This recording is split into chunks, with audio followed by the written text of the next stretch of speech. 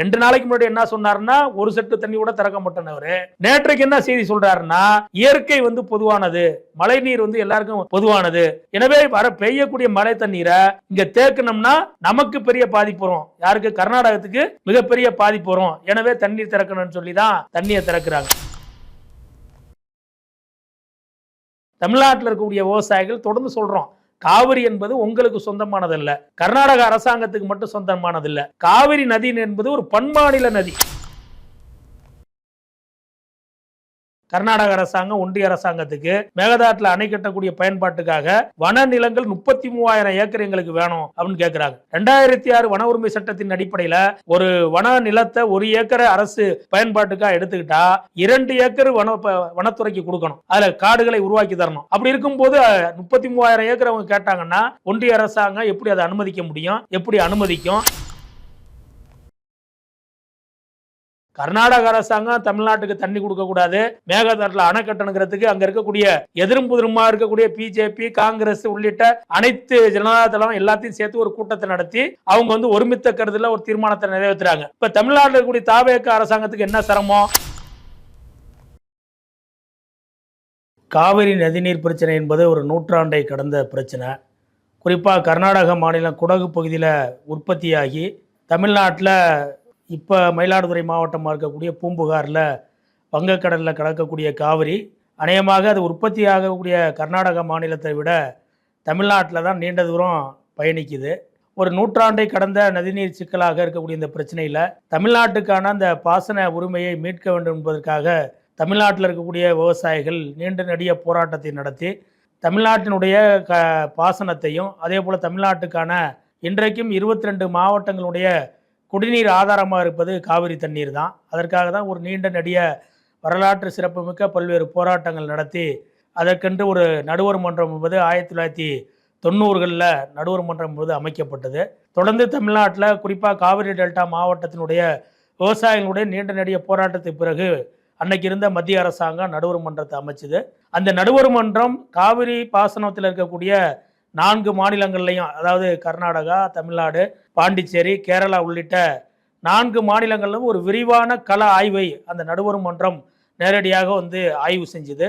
பல்லாயிரக்கணக்கான விவசாயிகளுடைய கருத்துக்களை கேட்டு தான் 91ல் நடுவர் மன்றம் ஒரு இடைக்கால தீர்ப்பை கொடுத்தாங்க. அந்த அடிப்படையில் காவிரி ஆற்றில் ஒரு ஆண்டு முழுவதும் எவ்வளவு மழை பொழிவின் மூலமாக தண்ணீர் என்பது கிடைக்குதோ அதை கணக்கில் எடுத்துக்கொண்டு அதை எப்படி இந்த 4 மாநிலம் பகிர்ந்து கொள்ளணும், அந்தந்த மாநிலத்தில் இருக்கக்கூடிய சாகுபடி பரப்பு, குடிநீர் தேவைக்கான தண்ணீரினுடைய அளவு, இதையெல்லாம் கணக்கில் எடுத்துட்டு தான் 91ல் ஒரு இடைக்கால தீர்ப்பு கொடுத்தாங்க. அந்த இடைக்கால தீர்ப்பில் ஆண்டுக்கு கர்நாடக அரசாங்கம் தமிழ்நாட்டுக்கு 205 டிஎம்சி தண்ணீரை திறக்கணும்.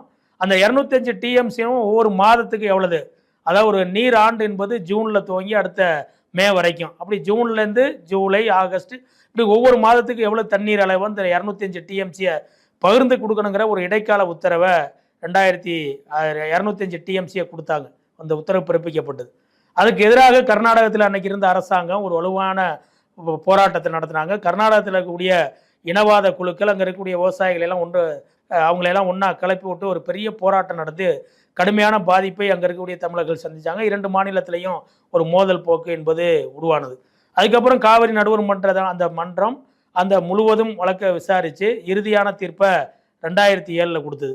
அந்த 2007 கொடுக்கப்பட்ட தீர்ப்பில் இடைக்காலத்தில் 205 டிஎம்சி கொடுத்தாங்க. காவிரி நடுவர் மன்றத்தை இறுதி தீர்ப்பு 2007 அது மேலும் குறைக்கப்பட்டு 192 டிஎம்சி ஆண்டுக்கு கர்நாடக அரசாங்கம் தண்ணி திறக்கணுங்கிற அந்த தீர்ப்பு என்பது வழங்கப்பட்டது.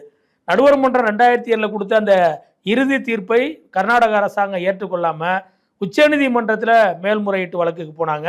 தமிழ்நாடு உள்ளிட்ட கேரளா, பாண்டிச்சேரி மாநிலங்களும் எங்களுக்கு அநீதி இழைக்கப்படுகிறது, எங்களுக்கு ஏற்கனவே கொடுத்துருக்கக்கூடிய நடுவர் மன்ற இறுதி தீர்ப்பை விட குறைவான அளவு என்பது இறுதி தீர்ப்பில் இருக்குது, இடைக்கால தீர்ப்பில் அப்படின்னு நம்மளும் உச்சநீதிமன்றத்துக்கு போனோம். உச்சநீதிமன்றம் இந்த காவிரி வழக்கை விசாரிக்கும் போது உச்சநீதிமன்றம் அந்த காவிரியில் இந்த நதிநீர் தாவா சம்பந்தமான வழக்கில் நடுவர் மன்றம் 2007 கொடுத்த அனைத்து விதமான அம்சங்களையும் எடுத்துக்கொண்டு விசாரிக்கலை. அவங்க நீர் பங்கீடு, ஏற்கனவே நடுவர் மன்றம் 2007 கொடுத்துருக்கக்கூடிய நீர் பங்கீடு எங்களுக்கு ரொம்ப குறைவாக இருக்குன்னு தமிழ்நாடு, பாண்டிச்சேரி, கர்நாடகம் மேல்முறையீட்டுக்கு போகிறாங்க. கர்நாடக அரசாங்கம் இது ரொம்ப அதிகம், 192 டிஎம்சி என்பதே அதிகம் அப்படின்னு சொல்லி அவங்க அதை குறைக்கணும், 135 டிஎம்சியாக தமிழ்நாட்டுக்கு கொடுக்கணும் அப்படின்னு சொல்லி அவங்க மேல்முறையீட்டு வழக்கு போகும்போது இந்த சம்பந்தப்பட்ட வழக்கை ஒன்றியும் அன்னைக்கு இருந்த உச்சநீதிமன்ற அமர்வு என்பது எடுத்துக்கொண்டு, அதாவது காவிரியில் வரக்கூடிய தண்ணீரை 4 மாநிலங்களும் அதை பகிர்ந்து கொள்ளக்கூடியதில் நடுவர் மன்றம் என்ன ஃபைனல் அவார்டு கொடுத்ததோ அது சம்பந்தமான வழக்கை ஒன்றையும் எடுத்துக்கொண்டு உச்சநீதிமன்ற வழக்கை பூரா விசாரித்து நீண்ட விவாதங்களுக்கு பிறகு 2018 இறுதி தீர்ப்பை உச்சநீதிமன்றம் வாங்கினது. அந்த இறுதி தீர்ப்பில் என்ன கொடுத்துருக்காங்கன்னா, தமிழ்நாட்டுக்கு ஏற்கனவே நடுவர் மன்றம் இறுதி தீர்ப்பில் 192 டிஎம்சி கொடுத்ததில் 14.75 டிஎம்சியை குறைச்சி தமிழ்நாட்டுக்கு ஆண்டுக்கு 177.25 டிஎம்சி கொடுக்கணும். அது ஜூனில் துவங்கி, உதாரணத்துக்கு ஜூனில் 9.19 டிஎம்சி, ஜூலையில் 31.245 டிஎம்சி அப்படின்னு மாத வாரியாக அந்த நீர் பங்கீடு என்பது உத்தரவிடப்பட்டு உச்சநீதிமன்றத்தினுடைய இறுதி தீர்ப்பை 2018 கொடுத்துச்சு. இந்த தீர்ப்பை நடைமுறைப்படுத்துவதற்கு உடனடியாக காவிரி மேலாண்மை ஆணையமும் நீர் ஒழுங்காற்று குழுவும் அமைக்கணும். அதுக்கு மத்திய நீர்வளத்துறை அமைச்சகத்தினுடைய அதிகாரிகள் தலைமையில் இது பூரா அமைக்கப்படணும்னு சொல்லி 4 மாநிலத்தில் இருக்கக்கூடிய நீரியல் துறையில் இருக்கக்கூடிய உயர் அதிகாரிகள் வல்லுநர்களை கொண்ட அந்த நீர் ஒழுங்காற்று குழுவும் காவிரி மேலாண்மை ஆணையமும் அமைக்கப்பட்டு அதுக்கான உத்தரவையும் உச்சநீதிமன்றமே போட்டுது. ஏற்கனவே 2007 காவிரி நடுவர் மன்றம் வழங்கிய இறுதி தீர்ப்பும் அன்னைக்கு மத்திய அரசாங்கத்தினுடைய அரசிதழில் வெளியிடப்பட்டிருக்கு. 2018 உச்சநீதிமன்றம் கொடுத்திருக்கக்கூடிய இறுதி தீர்ப்பும் மத்திய அரசாங்கத்தினுடைய அரசிதழில் வெளியிடப்பட்டு நீர் ஒழுங்காற்று குழுவும் காவிரி மேலாண்மை ஆணையமும் அமைக்கப்பட்டு அது பூரா நடைமுறையில் இருக்கு. 2018 உச்சநீதிமன்றம் கொடுத்த தீர்ப்பு அல்லது 2007 நடுவர் மன்றம் கொடுத்த இறுதி தீர்ப்பு, இந்த அடிப்படையில் கடந்த கால அனுபவத்தில் கர்நாடக அரசாங்கம் மாதவாரியாக தண்ணியை திறந்ததே கிடையாது. 2018க்கு பிறகு உச்சநீதிமன்ற இறுதி உத்தரவு அடிப்படையில் மாதவாரியாக தண்ணீரை பெறுவதற்கு தமிழ்நாடு ஒவ்வொரு ஆண்டும் இப்போ ஜூன் மாதம்னா இல்லை ஜூலை மாதமா பெற வேண்டிய தண்ணீரை பெறுவ காவிரி மேலாண்மை ஆணையத்திலையும் நீர் ஒழுங்காற்று குழுலையும் ஒவ்வொரு ஆண்டும் முறையிட்டு தான் நம்ம சட்ட ரீதியாக அந்த தண்ணீரை பெற்றுக்கிட்டு இருக்கோம். இது வரைக்கும் இந்த உத்தரவின் அடிப்படையில் கர்நாடகம் எந்த ஆண்டும் ஒவ்வொரு மாதமும் ஜூன் மாதமா உங்களுக்கு 9.19 டிஎம்சி தண்ணியை திறக்கிறோம், ஜூலையில் இவ்வளவு திறக்கிறோம், ஆகஸ்டில் இவ்வளவு திறக்கணும் அவர்களாக திறந்ததில்லை. கர்நாடகத்தில் இருக்கக்கூடிய 4 அணைகளிலையும் போதிய அளவு தண்ணீர் இருந்த போது கூட அவங்க இந்த அடிப்படையில் தண்ணி திறந்ததில்லை. ஒவ்வொரு வாட்டி சட்ட போராட்டத்தை நடத்தி தான் தமிழ்நாட்டுக்கான உரிமையான தண்ணீரை நம்ம பெற்றுக்கிட்டு இருக்கோம். இப்போ இந்த சூழலில் இப்போ இந்த ஆண்டு தென்மேற்கு பருவமழை பொய்த்து போச்சு. கடுமையாக ஜூன் 12ஆம் தேதி மேட்டூர் அணை திறக்கப்பட்டிருந்தாதான் காவிரி டெல்டா மாவட்டங்களில் குறுவை சாகுபடி பண்ணணும். அப்போ போதிய தண்ணீர் இல்லாததுனால இங்கே தண்ணி திறக்கலை. தென்மேற்கு பருவமழை கர்நாடகத்திலையும் குறைவாக பெஞ்சு தமிழ்நாட்டிலையும் குறைவாக பெஞ்சதில் அங்கே தண்ணி இல்லைன்னு சொன்னாங்க. நம்ம காவிரி மேலாண்மை ஆணையத்தில் புகார் கொடுத்தோம், முறையீடு பண்ணோம், ஒழுங்காற்றுக்குள்ளே நம்ம பேசணும். பற்றாக்குறை காலங்களில் தண்ணீர் எப்படி தரணும்னு அந்த உச்சநீதிமன்றத்தினுடைய இறுதி தீர்ப்பில் இருக்குது. அதாவது தண்ணி போதுமான அளவு இருந்தால் எந்த அடிப்படையில் திறக்கணும், கர்நாடகத்திலையும் வறட்சி இருக்குது, போதுமான அளவு தண்ணீர் இல்லை, தமிழ்நாட்டிலையும் மழை பெய்யல தண்ணீர் இல்லைன்னா பற்றாக்குறை காலத்தில் எந்த அடிப்படையில் தண்ணி கொடுக்கணும்னு ஏற்கனவே உச்சநீதிமன்றத்தினுடைய தீர்ப்பில் இருக்குது. அந்த அடிப்படையில் நமக்கு தண்ணீர் வேணும், குடி தண்ணீருக்கு வேற தண்ணீர் வேணும்னு கடந்த மாதம் 22ஆம் தேதி நடந்த கூட்டத்தில் தமிழ்நாடு அரசாங்கம் வலியுறுத்தினது. அந்த அடிப்படையில் காவிரி நீர் ஒழுங்காற்று குழு கடந்த வாரம் ஒரு உத்தரவு போட்டாங்க. கடுமையான வறட்சி சொல்லக்கூடிய நிலையில் கர்நாடகாவில் இருக்கக்கூடிய அணைகளில் இருக்கக்கூடிய தண்ணீர் அளவு என்ன, தமிழ்நாட்டில் மேட்டூரில் இருக்கக்கூடிய தண்ணீர் அளவு என்னங்கிறதெல்லாம் நீர் ஒழுங்காற்று குழுக்கும் மேலாண்மை வாரியத்துக்கு தெரியும். அந்த அடிப்படையில் தான் அது விவாதிச்சு அவங்க என்ன உத்தரவு போட்டாங்கன்னாக்க, அடுத்த 15 நாளைக்கு ஒவ்வொரு நாளும் காவிரியிலேருந்து கர்நாடக அரசாங்கம் 3500 கண்ணாடி தண்ணீரை திறக்கணும் அப்படின்னு சொன்னாங்க. அந்த 15 நாள் அவங்க சொன்ன அடிப்படையில் தண்ணி திறந்தாலே 4.5 டிஎம்சி தான் தமிழ்நாட்டுக்கு வந்து சேரும். அதை வச்சு நம்ம பாசனம் சாகுபடி விவசாயம் பண்ண முடியாது. குறைந்தபட்சம் குடிநீருக்கு அது பயன்படும். ஏன்னா மேட்டூர் பகுதியை ஒட்டிய காவிரி கரைகளில் இருக்கக்கூடிய பல்வேறு கிராமங்களிலே குடிநீர் தட்டுப்பாடு என்பது வந்தாச்சு. பல இடங்களில் குடிநீர் தட்டுப்பாடு இருக்கக்கூடிய சூழலில் தான் அந்த உத்தரவை காவிரி நீர் ஒழுங்காற்று குழு போட்டுது. ஆனால் கர்நாடக அரசாங்கம் கடந்த 3 நாளைக்கு முன்னாடி 3-4 நாளைக்கு முன்னாடி அந்த மாநிலத்தினுடைய முதலமைச்சரே என்ன சொல்றாருன்னா, ஒரு செட்டு கூட தண்ணீரை திறக்க மாட்டோம். எது காவிரி நீர் ஒழுங்காற்று குழு இப்படி உத்தரவு போட்ட உடனே மறுநாளே உடனடியாக அந்த மாநிலத்தினுடைய முதலமைச்சரை அப்படி ஒரு கருத்தை சொன்னார். அந்த மாநிலத்தில் கூடிய முன்னாள் முதலமைச்சர் பாஜக கட்சியை சேர்ந்த எடியூரப்பா உடனடியாக கிருஷ்ணசாகர் டேமுகிட்ட போய் போராட்டம் பண்றார். ஒரு செட்டு தண்ணீரை விட நாங்கள் திறக்க விட மாட்டோம் அப்படின்னு. அப்போ நீர் ஒழுங்காற்றுக்குழு உத்தரவு போட்டு பற்றாக்குறை காலத்தில் திறக்க வேண்டிய தண்ணீரை திறங்கன்னு சொன்னதுக்கு பிறகும் அவங்க திறக்கலை. ஆனால் இப்போ 2 நாளில் பார்த்தீங்கன்னா நிலைமை தலைகீழாக மாறி போச்சு. தென்மேற்கு பருவமழை தாமதமாக துவங்கியிருந்தாலும் கேரளாவில் பெய்யக்கூடிய வயநாடு பகுதியில் பெய்யக்கூடிய கடுமையான மழையின் காரணமாக அங்கேருந்து வெள்ளப்பெருக்கு ஏற்பட்டு கர்நாடகத்தில் இருக்கக்கூடிய கபினி அணை, அந்த அணையில் தேக்க முடியாத தண்ணீரை திடீர்னு பார்த்தீங்கன்னா நேற்றைக்கு முன்தினமோ 10,000 கனடியிலேருந்து 25,000 கனடி வரைக்கும் கர்நாடக அரசு தண்ணியை திறக்குது. அதே போல் கிருஷ்ணசாகர் அணை ஏறக்குறைய நிறையக்கூடிய தருவாயில் இருக்குது. அதுக்கு மேலே தேக்க முடியாது, தேக்குனா அணை உடஞ்சி போயிடும். அங்கேருந்து தண்ணி திறக்கிறங்கிறாங்க. இப்போ நேற்றைக்கு என்ன சொல்கிறாரு கர்நாடக முதலமைச்சர்? 2 நாளைக்கு முன்னாடி என்ன சொன்னாருன்னா ஒரு செட்டு தண்ணி கூட திறக்க மாட்டேன்னு. நேற்றைக்கு என்ன செய்தி சொல்கிறாருன்னா இயற்கை பொதுவானது, மழை நீர் எல்லாருக்கும் பொதுவானது. எனவே பெய்யக்கூடிய மழை தண்ணீரை இங்கே தேக்கணும்னா நமக்கு பெரிய பாதிப்பு வரும். யாருக்கு? கர்நாடகத்துக்கு மிகப்பெரிய பாதிப்பு வரும். எனவே தண்ணீர் திறக்கணும்னு சொல்லி தான் தண்ணியை திறக்கிறாங்க. இதை தான் நம்ம தமிழ்நாடு விவசாய சங்கம், தமிழ்நாட்டில் இருக்கக்கூடிய விவசாயிகள் தொடர்ந்து சொல்கிறோம். காவிரி என்பது உங்களுக்கு சொந்தமானதல்ல, கர்நாடக அரசாங்கத்துக்கு மட்டும் சொந்தமானதில்லை. காவிரி நதி என்பது ஒரு பன்மாநில நதி. அதாவது கர்நாடகா, தமிழ்நாடு, அதே போல் பாண்டிச்சேரி, கேரளம் உள்ளிட்ட 4 மாநிலங்களுக்கு பயன்படக்கூடிய ஒரு நதி. அப்படி இருக்கக்கூடிய பன்மாநில நதியில் அது கர்நாடகத்துக்கு உற்பத்தி ஆகிற இடம் கர்நாடகத்தில் இருக்கிறதுனால எங்களுக்கு சொந்தம்னு சொல்ல முடியாது அப்படிங்கிறத தொடர்ந்து வலியுறுத்துகிறோம். இப்போ இயற்கை அதை அவர்களுக்கு உணர்த்தி இருக்கிறது. அந்த மாநில விவசாயிகளுக்கும் அந்த மாநிலத்தில் ஆட்சியில் இருக்கக்கூடிய அந்த கட்சி, அந்த ஆட்சியாளர்களுக்கும் 2 நாட்களாக பெய்யக்கூடிய மழை உணர்த்தி தான் இன்னைக்கு அவங்களால தேக்க முடியாத தண்ணீரை இன்னைக்கு திறந்து விட்டுருக்காங்க. அது இன்னும் தமிழ்நாட்டு எல்லைக்கு சேரல. அப்போ தமிழ்நாட்டில் இருக்கக்கூடிய மக்கள், விவசாயிகள் என்ன கருதுறோம்னா காவிரி என்பது தமிழ்நாட்டினுடைய பாசன உரிமை பெற்றது. அது சங்க காலத்திலேருந்து துவங்கி மன்னர்கள் காலத்திலேருந்து காவிரி நதியை பயன்படுத்தக்கூடிய அனைத்து உரிமைகளும் நம்ம தமிழ்நாட்டுக்கு இருக்கிறது. இங்கே ஏறக்குறைய 28 லட்சம் ஏக்கரில் அந்த தண்ணீரை பயன்படுத்தி தான் நம்ம சாகுபடி பண்ணோம். சென்னை உட்பட 22 மாவட்டங்களுக்கு குடிநீர் ஆதாரமாக காவிரி தண்ணீர் இருக்கக்கூடிய சூழல்ல அதை நீங்கள் சொந்தம் கொண்ட முடியாது. அதற்கு தான் நடுவர் மன்றம் அமைக்கப்பட்டிருக்கு. நடுவர் மன்றம் இறுதி தீர்ப்பை கொடுத்துருக்கு, உச்சநீதிமன்றம் இறுதி தீர்ப்பு கொடுத்துருக்கு. அந்த தீர்ப்பின் அடிப்படை சட்ட ரீதியாக தமிழ்நாட்டுக்கு வழங்க வேண்டிய தண்ணீரை வழங்குங்கன்னு தான் நம்ம கர்நாடகத்தை தொடர்ந்து வலியுறுத்துறோம். அது அங்கே எந்த கட்சி ஆட்சியில் வந்தாலும் தமிழ்நாட்டுக்கு தண்ணி கொடுக்கக்கூடாதுங்கிற ஒரு நிலைமையில தான் அவங்க இருக்கிறாங்க. உரிமையாக வர வேண்டிய தண்ணீரை, மாதவாரியாக வரக்கூடிய தண்ணீரை தராம அவங்களால மழை காலத்தில் தேக்க முடியாத உபரி தண்ணீரை விடுவிக்கக்கூடிய, தமிழ்நாட்டை ஒரு வடிகாலாக பயன்படுத்தக்கூடிய நிலைமையில தான் கர்நாடகத்தில் எந்த அரசாங்கம் இருந்தாலும் செயல்படுறாங்க. அதை நம்ம வன்மையாக கண்டிக்கணும். சட்ட ரீதியாக வரக்கூடிய தண்ணீரை கேட்டு தான் நம்ம தொடர்ந்து போராடிட்டு இருக்கோம். குறிப்பாக இன்னைக்கு கர்நாடகத்தினுடைய முதலமைச்சராக புதிதாக பொறுப்பேற்றிருக்கக்கூடிய டி.கே. சிவகுமார், இது ஒரு பக்கம் இந்த நதிநீர் பிரச்சனைகள் இருக்கும்போது மேகதாட்டில் புதிய அணை கட்டணும் அப்படின்னு ஒரு முயற்சியை பண்ணுறாரு. ஏன் மேகதாட்டில் அணை கட்டணும் அவங்க முயற்சி பண்ணுறாங்கன்னா, இந்த கபினிலேருந்து வரக்கூடிய தண்ணீரை தேக்கக்கூடிய இடம் அதுதான். இப்போ கிருஷ்ணசாகரோ, ஹேரங்கியோ, ஹேமாவதியோ அது அலை நிரம்பினா நேரடியாக தண்ணி வரப்போகுது. அதெல்லாம் அந்த அணைகளுக்கு மேலே பெய்யக்கூடிய தண்ணீரை தேக்கிறதுக்கு அணைகள் இருக்குது. அப்போ கபினிக்கு கீழே வரக்கூடிய தண்ணீரை, கபினி அணை கேரளாவில் அதிகமாக மழை பெஞ்சுன்னா அங்கே தேக்க முடியாத தண்ணீரை திறந்து விடுறாங்க. அது நேராக தமிழ்நாட்டு எல்லைக்கு வருது. அதை தடுக்கக்கூடிய இடமாக அவர்கள் மேகதாட்டை பார்க்குறாங்க. கபினிக்கு கீழே இருக்குது, கபினி அணைக்கு கீழே மேகதாட்டுங்கிற இடம் இருக்குது.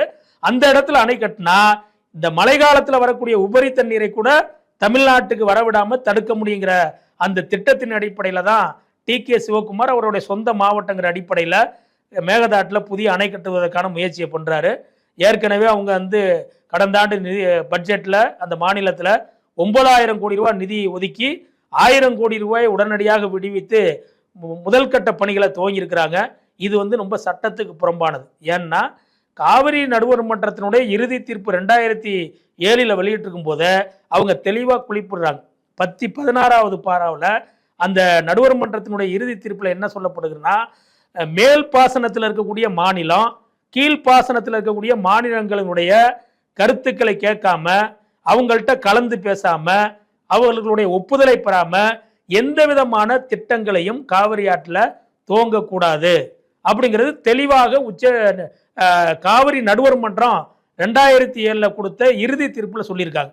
இப்போ அந்த இறுதி தீர்ப்புக்கு புறம்பாக அதை மீறி கர்நாடக அரசாங்கம் மேகதாட்டில் அணை கட்டுறங்கிறத நம்மளால் ஏற்றுக்கொள்ள முடியாது. அப்படி அணை கட்டினால் தமிழ்நாடு காவிரி டெல்டா மாவட்டம் பாலைவனமாகவும் தமிழ்நாட்டினுடைய குடிநீர் ஆதாரம் பாதிக்கப்படும்.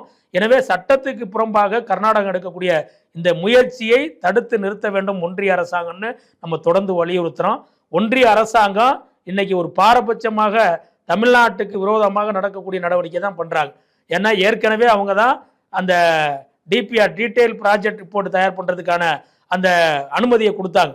இன்றைக்கு காவிரி நீர் ஒழுங்காற்று குழு மேலாண்மை வாரியம் அதை ரிஜெக்ட் பண்ணிட்டாங்க.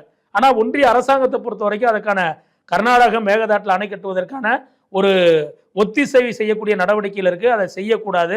நடுவர் மன்ற இறுதி தீர்ப்புக்கு அது எதிரானது. எனவே காவிரியில் மேகதாட்டில் அணை கட்டக்கூடாது. கட்டினா தமிழ்நாட்டினுடைய பாசனம் மட்டுமல்ல குடிநீர் பாதிக்கப்படும்.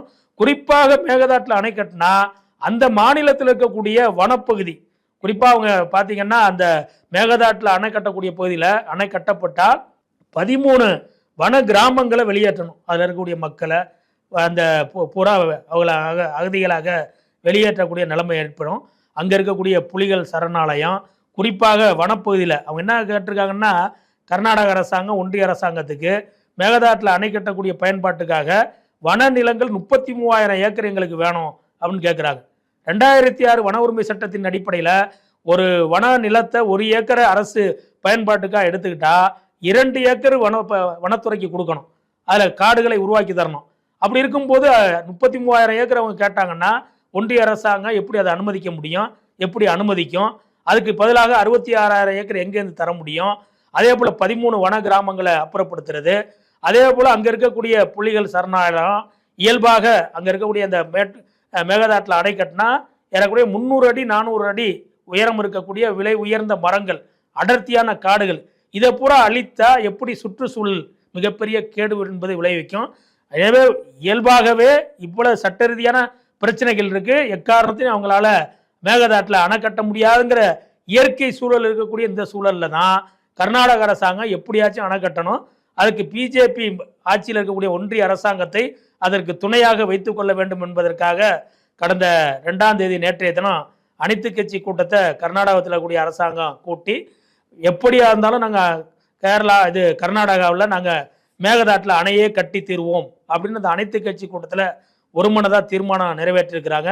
இன்னும் அவங்க என்ன சொல்றாங்கன்னா, கர்நாடகம் அணை கட்டுவதை, மேகதாட்டில் அணை கட்டுவதை தமிழ்நாடு தடுக்க முடியாது, நீங்க தடுப்பதற்கு உங்களுக்கு எந்த உரிமை இல்லைன்னு அவங்க சொல்றது. அது 2007 நடுவர் மன்ற இறுதி தீர்ப்புக்கு முரணானது. இறுதி தீர்ப்பில் தெளிவாக சுட்டி காட்டப்பட்டிருக்கு. அவர் என்ன கர்நாடக முதலமைச்சர் வாதிடுறாரு, அதற்கு ஆதரவாக ஒன்றிய நீர்வளத்துறை இணையமைச்சர் என்ன சொல்றாருன்னா, உச்சநீதிமன்றத்தினுடைய இறுதி தீர்ப்புல அணை கட்டுவது சம்பந்தமாக எந்த உத்தரவும் பிறப்பிக்கப்படல, நீங்க கீழ்ப்பாசன மாநிலங்கள்ல கருத்து கேட்கணும்னு சொல்லலன்னு சொல்றாரு. அது உண்மைதான். ஏன்னா உச்சநீதிமன்றம் தெளிவா சொல்லிட்டு, நடுவர் மன்றத்தினுடைய இறுதி தீர்ப்புல இருக்கக்கூடிய நீர் பங்கீடு சம்பந்தமான அந்த பகுதியை மட்டுமே உச்சநீதிமன்றம் வழக்காக எடுத்துக்கொண்டிருக்கிறது. மற்ற எதையுமே அவங்க எடுத்துக்கல. அப்போ அவங்க என்ன சொல்றாங்க, நீர் பங்கீட்டு சம்பந்தமாக தான் உச்சநீதிமன்றம் உத்தரவு பிறப்பிச்சிருக்கு, புதிய உத்தரவை.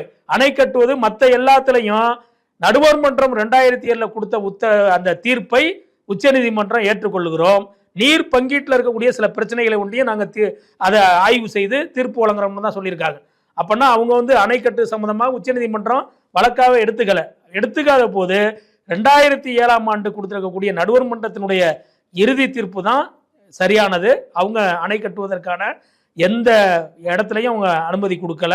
அப்படி எந்த திட்டத்தை கொண்டு செய்யணும்னு கர்நாடகம் விரும்பினாலும் நினைச்சாலும் கீழ்ப்பாசனத்தில் கூடிய மாநிலங்கள்கிட்ட கலந்து பேசாம அவங்களுடைய ஒப்புதலை பெறாமல் செய்ய முடியாது என்பதை தெளிவாக அதில் தெளிவுபடுத்தியிருக்கு. எனவே இந்த அடிப்படையில் ஒன்றிய அரசாங்கம் மேகதாட்டில் கர்நாடக அரசாங்கம் அணை கட்டுவதற்கு எந்த விதமான அனுமதியும் வழங்கக்கூடாதுங்கிறதான் தமிழ்நாடு விவசாய சங்கத்தினுடைய நிலைப்பாடு. எனவே தமிழ்நாட்டில் இந்த ஒற்ற கருத்தை உருவாக்குவதற்கு தமிழகத்தில் இருக்கக்கூடிய தாவேக அரசாங்கம் உடனடியாக அனைத்து கட்சி அனைத்து விவசாய சங்க கூட்டத்தை நடத்தி மேகதாட்டில் கர்நாடக அரசாங்கம் அணை கட்ட எடுக்கக்கூடிய முயற்சியை முறியடிப்பதற்கு தமிழ்நாட்டில் ஒருமித்த கருத்தை உருவாக்குவதற்கு இந்த கூட்டத்தை உடனடியாக நடத்தணும். கர்நாடக அரசாங்கம் தமிழ்நாட்டுக்கு தண்ணி கொடுக்கக்கூடாது, மேகதாட்டில் அணை கட்டணுங்கிறதுக்கு அங்கே இருக்கக்கூடிய எதிரும் புதிருமா இருக்கக்கூடிய பிஜேபி காங்கிரஸ் உள்ளிட்ட அனைத்து ஜனதா தளம் எல்லாத்தையும் சேர்த்து ஒரு கூட்டத்தை நடத்தி அவங்க ஒருமித்த கருத்துல ஒரு தீர்மானத்தை நிறைவேற்றுறாங்க. இப்போ தமிழ்நாட்டில் இருக்கக்கூடிய தாவேக அரசாங்கத்துக்கு என்ன சிரமம், இங்கே இருக்கக்கூடிய அரசியல் கட்சிகள், ஆண்ட கட்சி, ஏற்கனவே ஆண்டிருக்கக்கூடிய கட்சிகள் பூரா இந்த அரசாங்கத்தை ஆதரிக்கக்கூடிய ஆதரவு கட்சிகள், அரசாங்கத்தில் அங்கம் வைக்கக்கூடிய கூட்டணி கட்சிகள் உட்பட அனைத்து கட்சி கூட்டத்தை நடத்துங்கன்னு தொடர்ந்து வலியுறுத்தும் போதும் தமிழ்நாட்டில் இருக்கக்கூடிய அரசாங்கம் இதுவரைக்கும் அனைத்து கட்சி கூட்டத்தை நடத்தாமல் இருக்குது மிகுந்த வியப்பாக இருக்குது. அது சரியான அணுகுமுறை கிடையாது.